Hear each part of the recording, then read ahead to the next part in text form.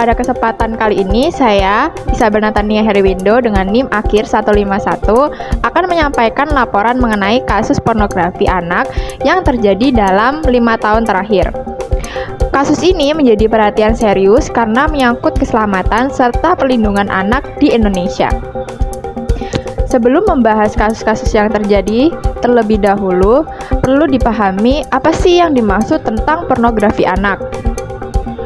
Berdasarkan hukum di Indonesia, yaitu menurut Undang-Undang Nomor 44 Tahun 2008 tentang pornografi anak serta Undang-Undang Nomor 35 Tahun 2014 tentang perlindungan anak, pornografi anak merupakan segala bentuk gambar, video, tulisan, atau media lain yang menampilkan aktivitas seksual yang melibatkan anak di bawah usia 18 tahun. Konten tersebut bisa berupa seperti foto, rekaman, atau video, maupun penyebaran materi yang mengeksploitasi tubuh anak secara tidak pantas. Tindakan ini termasuk kejahatan serius karena dapat merusak perkembangan psikologis dan masa depan anak. Setelah kita mengetahui apa sih itu pornografi anak, saya akan merangkumkan 20 kasus tentang pornografi anak yang terjadi di Indonesia maupun luar negeri. Untuk yang kasus pertama hingga kelima itu menunjukkan adanya jaringan penyebaran video pornografi anak melalui media sosial dan aplikasi pesan instan seperti Telegram. Dalam kasus tersebut, pelaku yang sebagian besar merupakan orang dewasa memproduksi atau mengumpulkan konten pornografi yang melibatkan anak, kemudian menjualnya secara daring.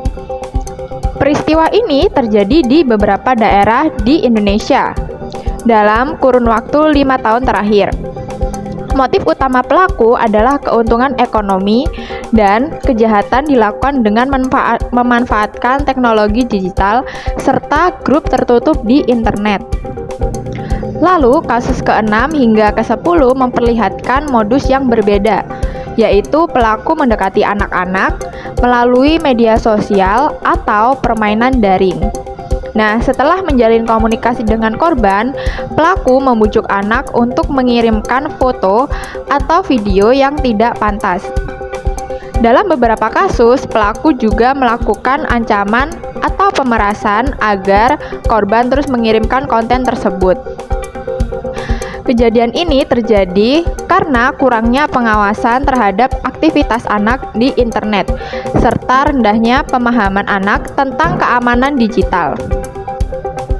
Lalu, pada kasus ke-11 hingga ke-15 menunjukkan adanya eksploitasi anak yang dilakukan oleh orang terdekat korban. Pelaku memanfaatkan kedekatan atau kepercayaan anak untuk merekam atau memotret aktivitas yang bersifat pornografi. Konten tersebut kemudian disimpan atau bahkan disebar di internet. Kasus seperti ini umumnya terjadi di lingkungan sekitar seperti rumah atau tempat tinggal pelaku. Nah, sementara itu kasus ke-16 hingga ke-20 memperlihatkan adanya jaringan yang lebih besar dalam peredaran pornografi anak secara online. Dalam beberapa kasus, aparat kepolisian menemukan bahwa ribuan hingga puluhan ribu file, foto, dan video pornografi anak dalam perangkat pelaku. Konten tersebut diperjualbelikan kepada anggota grup tertentu melalui sistem berlangganan. Pengungkapan kasus ini menunjukkan bahwa kejahatan pornografi anak di internet seringkali melibatkan jaringan yang cukup luas.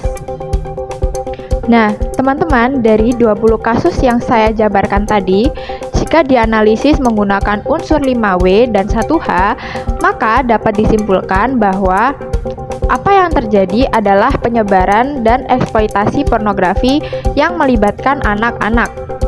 Nah, lalu siapa pelakunya? Pelaku umumnya adalah orang dewasa atau jaringan kejahatan cyber. Lalu, di mana kasus ini sering terjadi? Bisa disimpulkan bahwa dari 20 kasus tersebut, itu banyak sekali terjadi di lingkungan sekitar anak maupun di ruang digital seperti media sosial. Lalu, kapan kasus ini itu banyak terjadi? Nah, peristiwa ini meningkat dalam beberapa tahun terakhir, seiring berkembangnya teknologi internet. Lalu, bagaimana kasus ini itu bisa terjadi? Nah, ada penyebabnya teman-teman. Penyebabnya itu antara lain yaitu faktor ekonomi, penyalahgunaan teknologi, serta lemahnya pengawasan terhadap aktivitas anak di dunia digital. Adapun cara kejahatan itu dilakukan biasanya melalui manipulasi, bujukan, rekaman tanpa izin, hingga penyebaran konten melalui internet.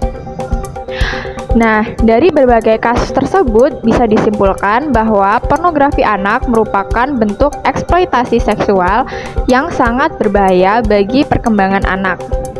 Oleh karena itu, diperlukan peran aktif dari orang tua, masyarakat, serta pemerintah untuk meningkatkan pengawasan, edukasi digital, dan penegakan hukum agar anak-anak dapat terlindung dari kejahatan tersebut.